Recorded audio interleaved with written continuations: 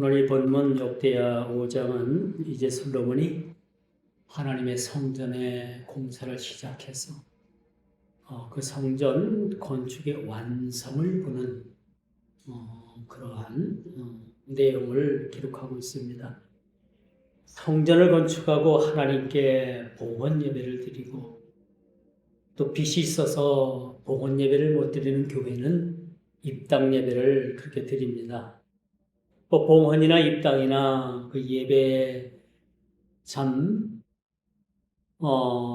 그렇게 공통적으로 보이는 그러한 모습은 많은 사람들이 감격한다는 거예요. 그동안에 성전 건축을 하면서 얼마나 많은 기도가 있었으며 또 얼마나 많은 그러한 물질의 헌신이 있었으며 또 성전 건축을 위해서 여러 가지로 보이지 않는 그런 손길들이 얼마나 많이 이렇게 작용을 했을까라는 것을 생각하면서 많은 사람들이 참 감격의 예배를 드립니다. 그러니까 이것은 이제 우리가 성전을 지어본 사람들만이 그렇게 느끼는 공통적인 그러한 감정들이지만은 참 뜻깊은 그런 예배라고 할 수 있어요. 그래서 건축위원장으로부터 이렇게 건축위원장이 나와가지고 그동안에 건축의 과정을 쭉 그렇게 이제 보고를 하고 또 건축 설계를 한 설계사, 또 시공사, 감리사, 관계자들이 이제는 교회로부터 감사패를 그런 받는 시간들도 있습니다. 그 새 성전에서 예배를 드리고 또 이제 새로운 마음을 가지고 이렇게 교회를 섬겨야 되는 일들이 그들에게 놓여져 있는 거죠. 오늘 그 6장도 바로 5장도 그런 이야기입니다. 성전을 짓고 또 성전을 통해서 제사를 드리고 또 제사를 드리는데 어떤 절차로 드리고 또 그 제사를 통해서 어떤 절차가 잘 진행이 되고 마무리되어야 되는가라는 것을 오늘 본문은 그렇게 말해주고 있죠. 그리고 성전에서 가장 중심이 되는 지성소의 그 법궤를 오늘 다윗성으로부터 그렇게 메어 올리는 그런 장면이 오늘 그렇게 등장을 하게 되는 거죠. 이 지성소에 있는 이 법궤는 하나님의 임재를 나타내는 거죠. 근데 그 속에는 뭐가 들었다? 두 돌판, 돌비가 들어있는 거예요. 십계명이 들어있는 거죠. 따지고 보면 그 돌비가 들어있고 또 그것은 항상 하나님께서 머무시는, 하나님께서 임재하시는 임재의 상징을 얘기해주고 있다. 그래서 여러분 이제 시골 교회나 옛날 교회를 보면 이 강단 이 뒤편으로 그런 천이 있었죠. 커튼 같은 천이 있었죠. 그걸 휘장이라고 합니다. 뭘 나타내냐 하면은 이 성소 안에 성전과 성소와 지성소가 구별이 되어 있던 거예요. 그래서 이 휘장, 즉 커튼을 통해 가지고 그 경계가 구분이 됐던 거죠. 그래서 이 성소 안에 지성소는 아무나 들여다볼 수도 없고 이것을 들어갈 수도 없었다. 그래서 우리 신약의 교회들은 이것을 상징적으로 커튼을 통해 가지고 이 뒤에 강단에 그 커튼을 쳤던 거예요. 그런 의미가 있다고 볼 수가 있습니다. 그 지성소에 무엇이 들어가느냐? 그곳에는 하나님의 법궤가 그곳에 안착이 되는 거죠.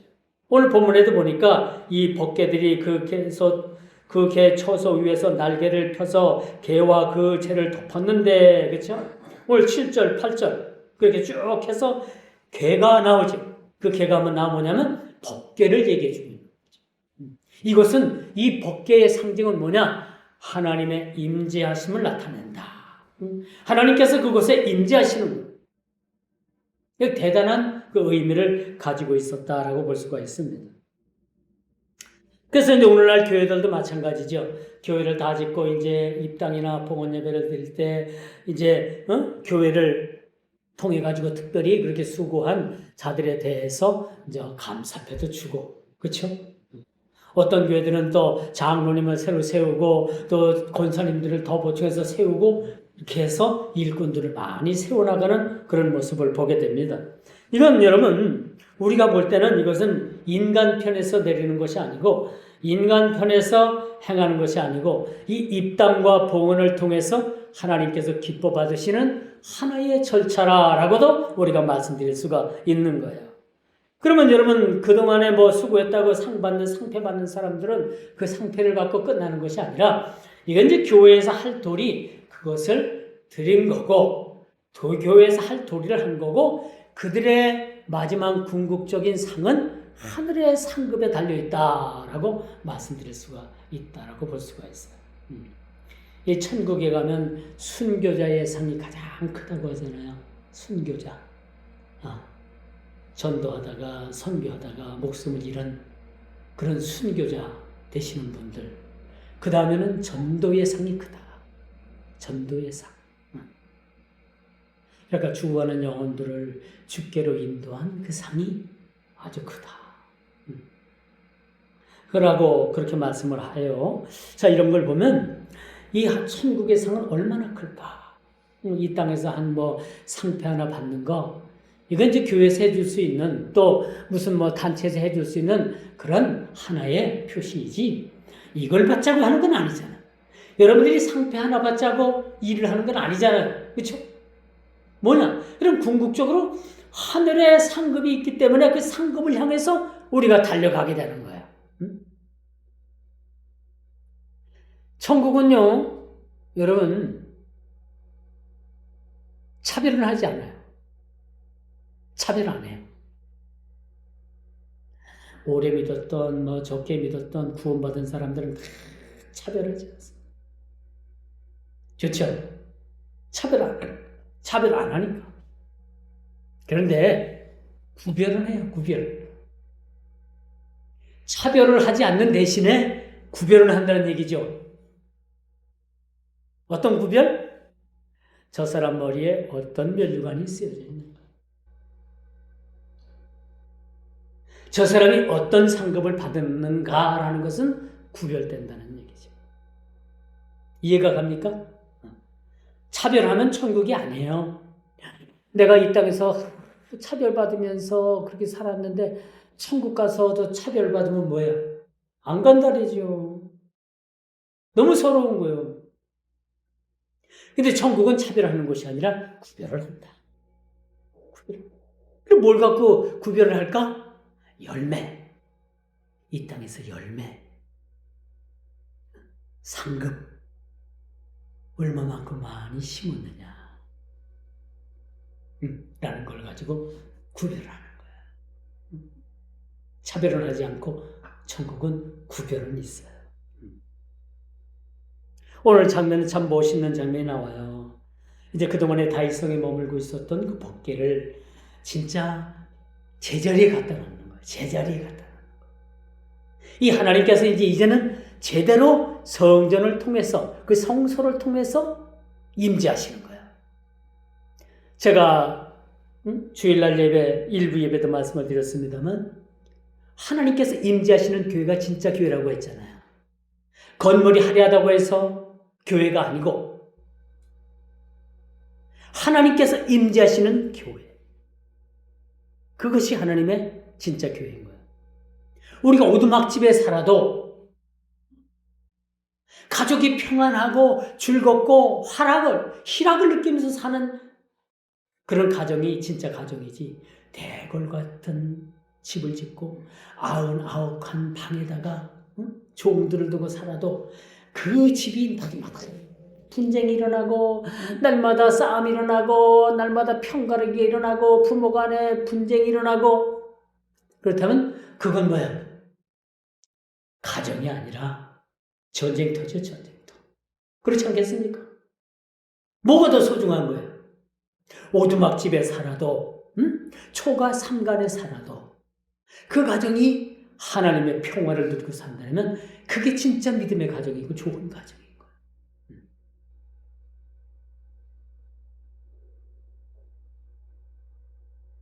이런 풍족한 가운데 성전 건축은 기뻐할 일입니다. 우리가 풍족해서 하나님 앞에 참 교회를 짓는다면 이게 하나님께서 기뻐하신 일이에요. 근데 여러분, 대다수의 한국 교회가 교회를 짓는데 빚을 집니다. 빚을 져요. 비단 짓고 짓는 교회 별로 없어요. 1, 2%도 안 돼요. 유럽에 가보니까 성당 하나 짓는데도 보통 100년 이상. 우리는 뭐예요? 건축 시작하면 보통 3년 안에 거의 다 교회 다 짓잖아요. 근데 유럽은 안 그래요. 교회 하나 짓는데도 수많은 세월. 그 스페인에 가면요, 여러분, 가족 성당이라고 아직도 교회를 짓고 있어요. 아직도 성당을 짓고 있어요. 그 IMF 이전에 다 짓기로 했는데 IMF가 터지고 나서 더 공사기간이 늘어나고 그걸 설계하고 그거를 짓는데 그렇게 지휘한 사람이 세월이 오래 걸려갖고 죽었어. 이제 그 사람 이름이 갑자기 생각이 안 나는데, 그래서 이제 그 설계도를 이어받아가지고 다음 사람, 후세 사람들이 지금도 성당을 짓고 있어요. 그게 스페인의 가족 성당입니다. 가족 성당.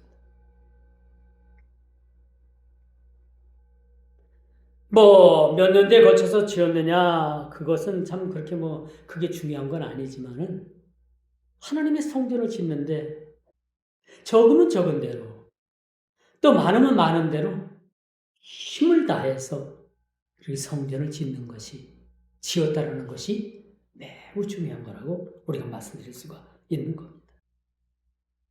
그래서 여러분, 모자라는 중에 빚을 내서 저당을 잡혀서 그렇게 교회를 건축한 교회는 입당 예배 때 눈물바다가 되는 건 눈물바다.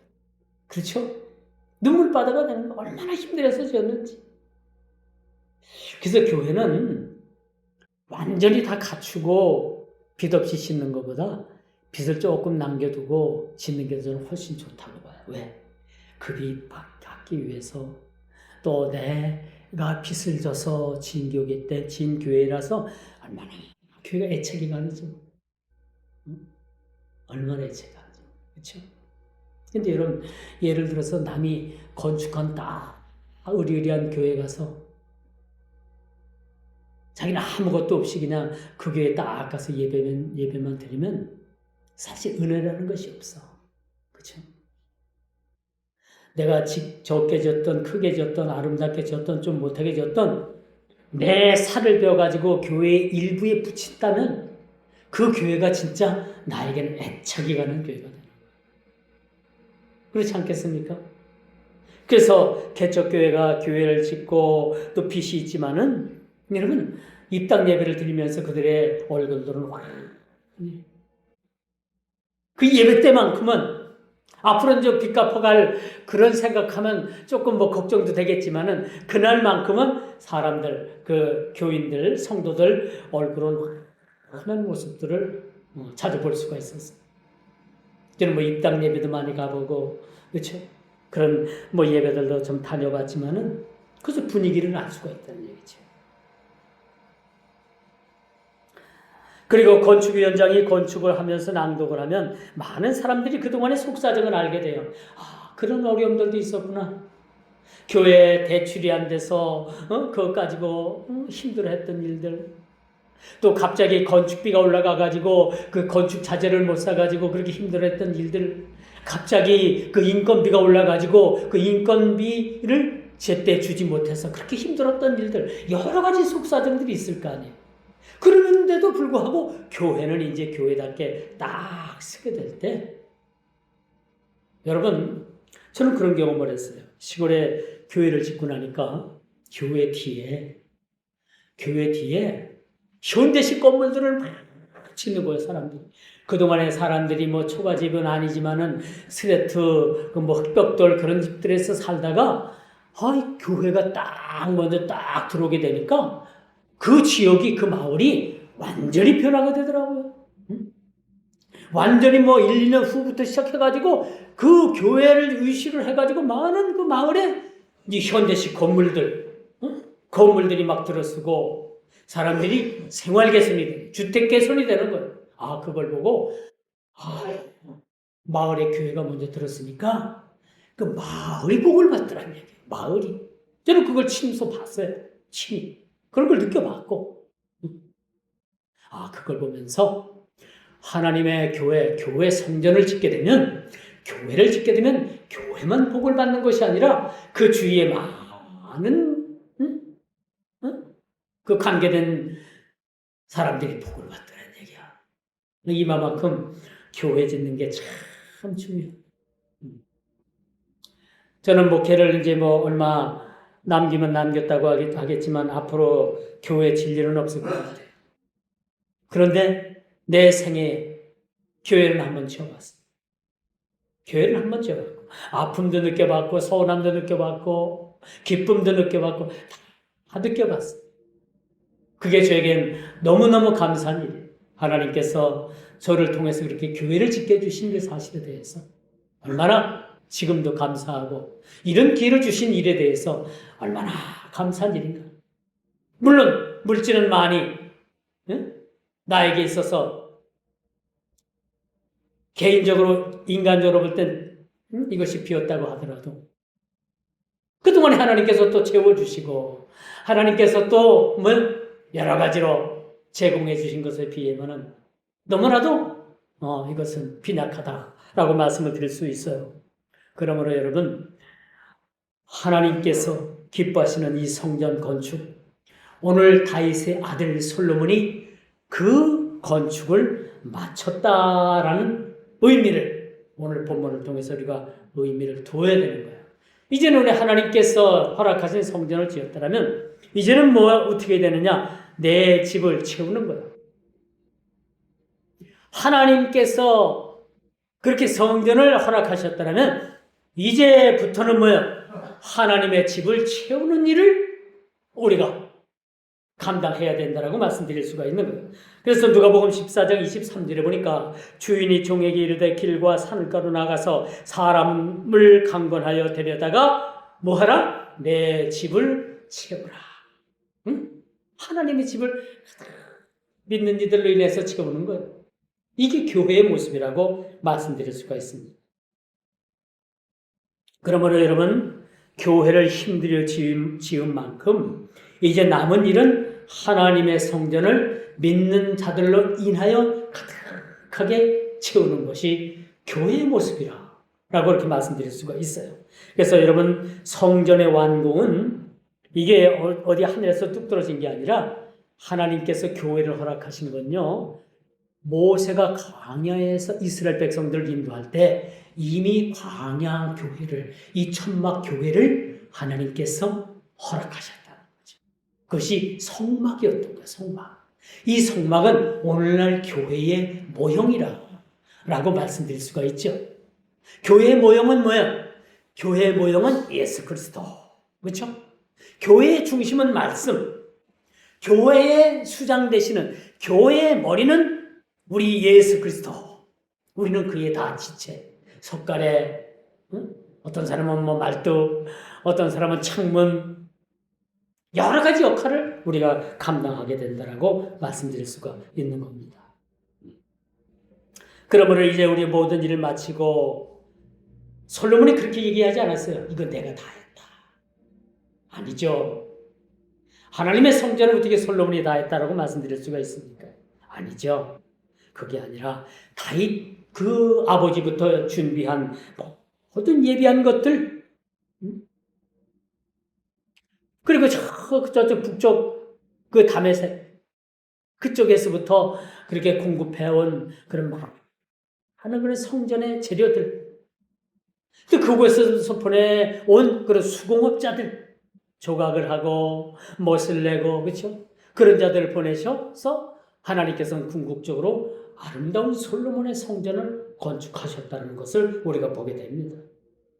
그러므로 여러분, 이제는 이 성전의 화려함에 우리가 여기서 만족할 것이 아니라 중요한 그 사실은 뭐냐? 그것은 우리가 하나님께 예배자로 나아가게 돼요. 예배자로. 오늘 우리도 마찬가지죠.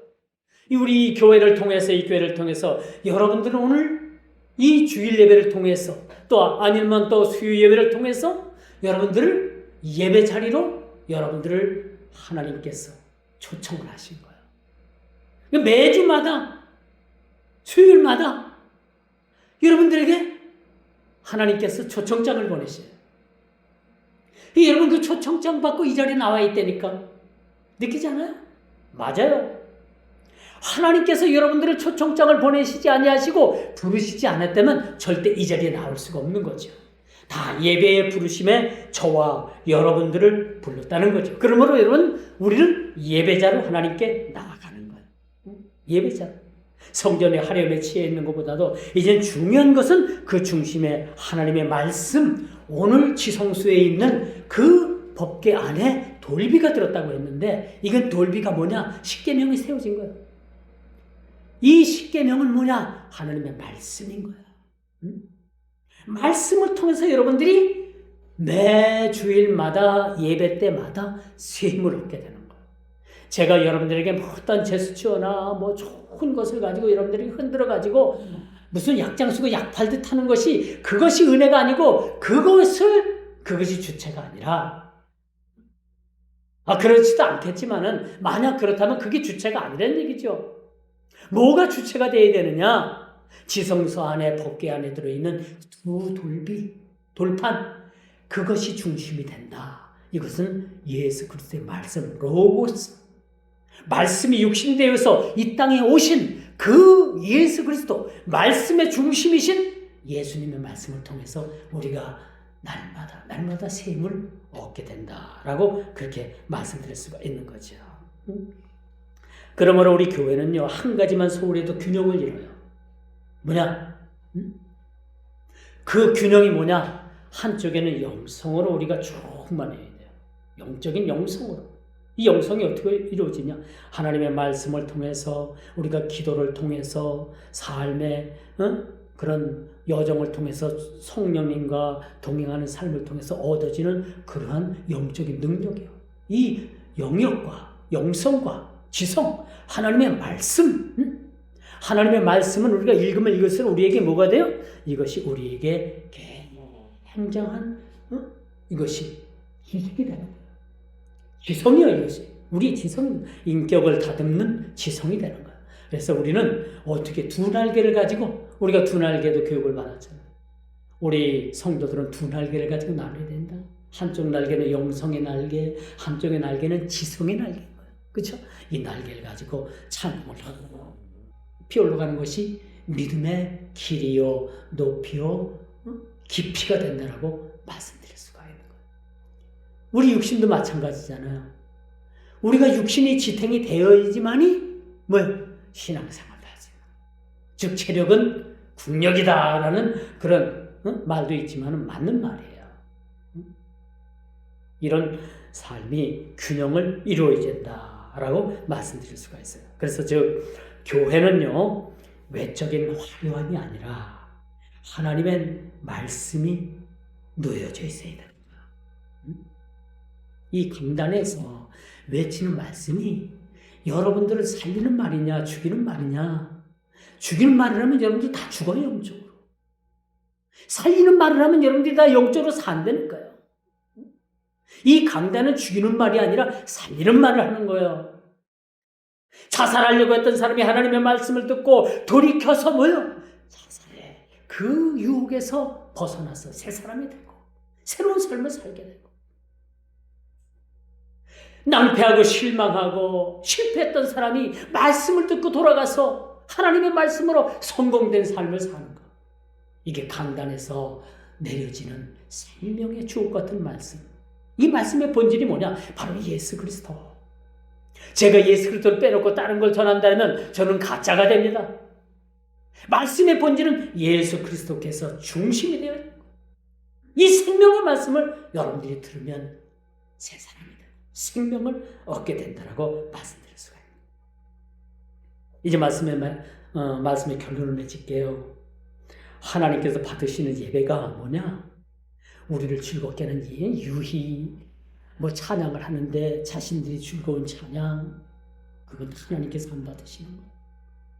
우리가 비록 박자도 틀리고 음정도 틀리고 옛날 제가 우스갯소리할까요? 옛날 우리 그 선조들 예수 믿는 우리 선조들은 찬송가가 거의 600장이 넘잖아요. 지금은 600장이 넘는 걸 다 한 곡조로 불러. 한 곡조로 다 불러. 이게 음정 높낮이 박자 이거 안 봐. 그냥 한 가지로 올라. 한 가지로. 음이 다 똑같은 거야. 그래도 하나님께서 거기서 기뻐 받으시고 거기서 많은 순교자를 내고 많은 주의종을 내고 이 대한민국이요 여러분 미국 다음으로 많은 선교사를 내보냈는데 지금은 역전됐다고요. 미국보다도 우리나라가 더 많은 선교사를 언제 저번 때까지는 더 많이 냈는데 이제는 한국 교회도 점점점 쇠락의 길을 걷고 있어요. 이게 안타까운 거지.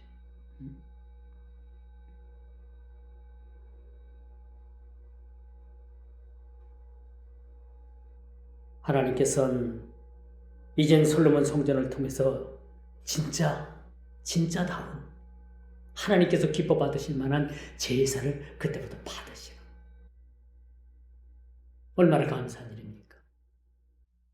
교회 사이즈와 상관없이 하나님께서 그 교회를 통해서 예배를 받으신다는 거.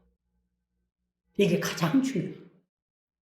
더 중요한 건 오늘 초청받은 여러분들이 진짜 하나님을 만나고 돌아가는가.